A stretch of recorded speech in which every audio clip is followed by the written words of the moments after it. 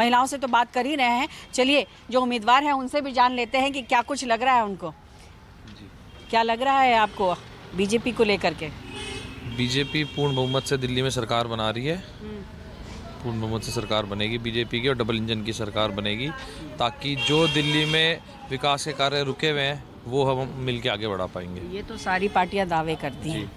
आप ये बताइए कि राजेंद्र नगर विधानसभा क्षेत्र में पहली बार आपको विधायक का टिकट मिला है, क्या कुछ परिवर्तन आप लाएंगे और कितनी दावेदारी है? पहले तो आप अगर पूरे राजेंद्र नगर में घूमें तो आपको माहौल देख लिया होगा आपने कि माहौल किसके पक्ष में है। दूसरा, सबसे बड़े यहाँ मुद्दे हैं पीने के पानी का और सीवर का।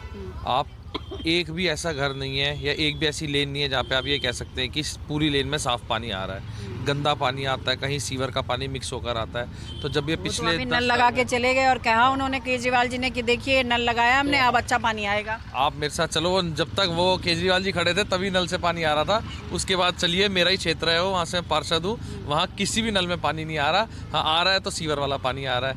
आप खुद सोचिए, जब ये 10 साल में साफ़ पानी नहीं भिजवा सके और लोगों की ज़िंदगी के साथ खिलवाड़ कर रहे हैं। मेरी माताजी डॉक्टर हैं, मैं इनसे हमेशा पूछता हूँ कि जो अगर इस पानी से क्या हो सकता है, तो ये तो बता रही हैं कि इस पानी से जान भी जा सकती है। सीवर का पानी मिक्स होकर आता है, इतनी इससे हेल्थ कंडीशंस ख़राब हो सकती है। लेकिन उमंग जी, आपके खिलाफ जो है दुर्गेश पाठक हैं, कांग्रेस के भी हैं, लेकिन मैं ये सवाल करना चाहती हूँ कि आपका मुकाबला किससे? क्योंकि दुर्गेश पाठक जब जीत के आए, जब उपचुनाव हुआ तो भारी बहुमत से जीता उन्होंने, तो इस बार क्या लग रहा है कि क्या उनको आप हरा पाएंगे?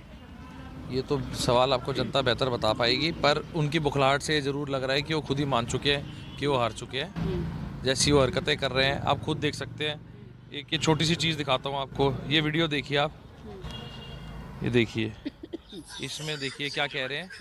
ये किसी पदाधिकारी को पार्टी ज्वाइन करा रहे हैं और उसमें कह रहे हैं कि जय श्री राम मत बोलो। तो जब ये सवाल तो मैं करने ही जा रही थी आपसे कि आपके पार्टी के संजीव अरोड़ा जी अभी हाल में उन्होंने आपका दामन थाम लिया और वो दिल्ली बीजेपी के प्रमुख पदों में थे, और ऐसे में अगर उन्होंने आपका दामन थामा तो क्या आपको नहीं लगता कि वो आप ही के लिए नुकसान है?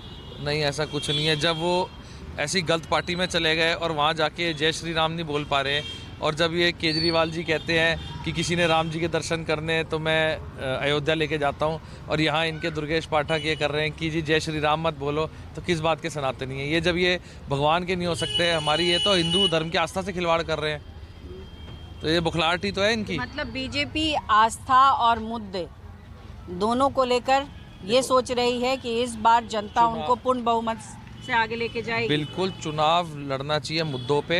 इलेक्टेड रिप्रेजेंटेटिव का कर्तव्य है साफ पानी, अच्छी रोड्स, सीवर की समस्या का हल कराना। ये वो तो करा नहीं सके, और एक भी डेवलपमेंट का कार्य नहीं हुआ। ना आज तक राजेंद्र नगर विधानसभा में एक हॉस्पिटल बना, ना स्पोर्ट्स कॉम्प्लेक्स बना, ना स्कूल बना। तो इन्होंने कुछ भी कार्य नहीं किए, और आस्था तो हिंदू होने के नाते हम सबकी आस्था है, उससे खिलवाड़ कर रहे हैं। उस पे आस्था के उस पे मुद्दे पे चुनाव नहीं लड़ा जाता, पर ये आस्था से तो खिलवाड़ कर रहे हैं। चलिए, अलग अलग दावे वादे हैं। इस बीच आप नहीं, आपकी माता जी हैं जी। इन्होंने कहा आप डॉक्टर हैं, लेकिन आप इनकी माता जी भी हैं, लेकिन फिर भी मैं एक सवाल कर लेती हूँ कि इन्होंने कहा कि हालात देखिए कि यहाँ पानी ख़राब होने की वजह से बहुत बीमार पड़े, ऐसा है क्या? बीइंग अ डॉक्टर मुझे बताइएगा। I have a 7 month old grand-daughter.